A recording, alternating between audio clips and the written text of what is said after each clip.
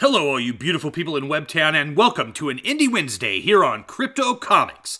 This crisp autumn day, we'll be taking a look at an independently published comic I picked up on Indiegogo that I thought would be just perfect for Halloween week. This little gem is called Necromancer, Tombstone Blues, written by Jakob Morris and drawn by Ibai Canales, a gentleman who many modern online indie comic fans are already familiar with. As you can see, Canales has a distinct artistic style that has its roots in European styles, but is clearly influenced by the bold and impactful American comics of the 1990s. This is no doubt due to the fact that Canales is a European himself, hailing from the Basque country of Spain. For those of you who don't know, I shall impart a brief history lesson here on Crypto Comics. The Basque people are a unique group amongst Europeans, with their tribes being mentioned in the writings of Stavro and Pliny during Roman times some 2,000 years ago. DNA studies have shown that the Basque people were isolated from mixing with outside groups since at least 1000 BC, giving modern residents the same physical features as their Iron Age ancestors, meaning that when you see Canales' handsome face, he has the same look as his forefathers some 3,000 years ago, which the vast majority of us human beings cannot claim, which is pretty freaking cool in my opinion. So our main man, Ibai Canales, has drawn some very distinct artwork for this comic book about a world filled with ghosts and goblins where necromancers and government employees are used to make sure freelance sorcerers don't overstep their bounds and keep the dead in line, not to mention tracking down murderers by temporarily resurrecting the spirits of their victims. I love the look of all the characters in this comic, but am particularly interested in this unusual heretic necromancer our masked hero is tracking down.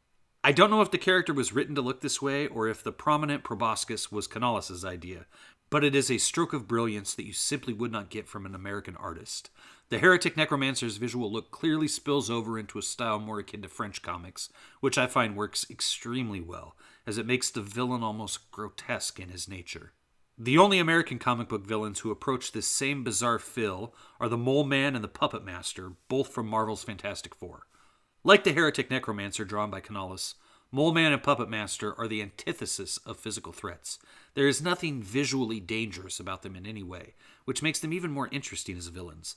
They seem pathetic, as if they were the most bullied kid in their entire school, even targeted by other kids who were bullied. It's easy to imagine them as being hopelessly nice in school, despite the insufferably mean children around them, until that one event makes them crack and decide to take revenge on the world in adulthood. Having no physical strength of their own, they use their superior mental intellect to wreak havoc on their enemies, be it with their mole men or their radioactive clay puppets or the resurrected dead bodies in a local graveyard. Another thing I enjoy about Canales' artwork is that it makes me forget I'm reading a black and white comic. For the Crypto Knights out there who've been watching my channel the past few years, you know I am not a big fan of stories told in grayscale.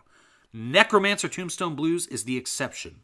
Canales brings depth to his artwork with heavy inks, cross-hatching, and background textures, causing every page to pop the way color comics should, despite Necromancer being in black and white.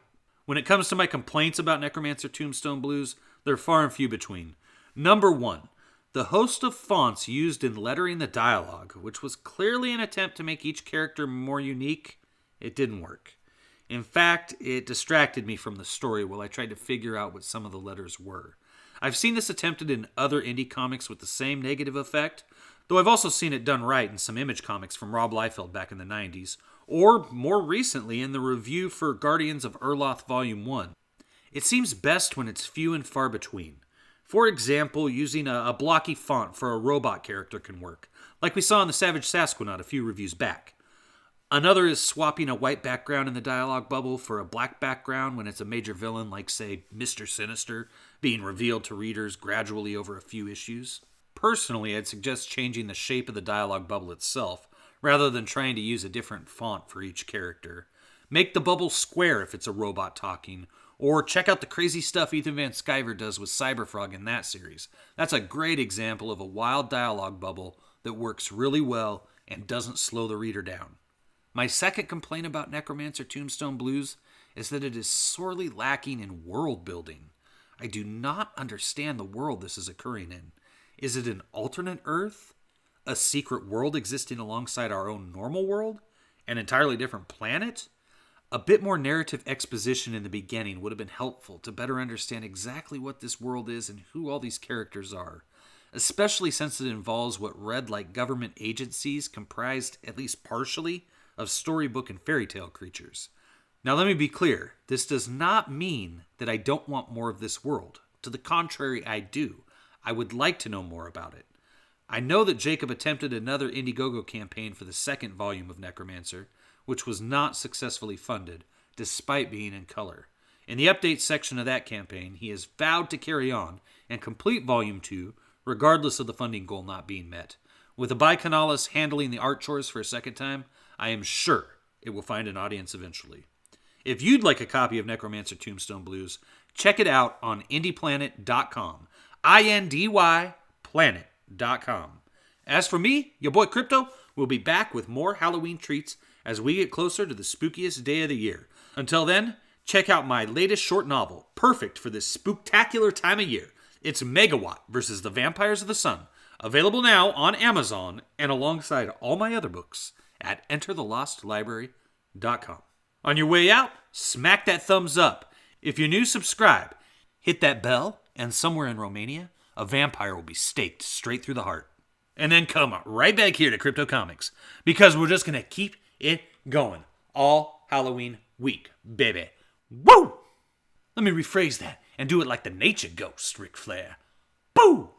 When his girlfriend is kidnapped by an aging supervillain, Noah and his roommate Cody must unite a team of unorthodox superpowered citizens to not only rescue the girl, but stop the villain's plans of world domination. In Nobody's Hero, the latest novel from your boy Crypto Comics and the Lost Library.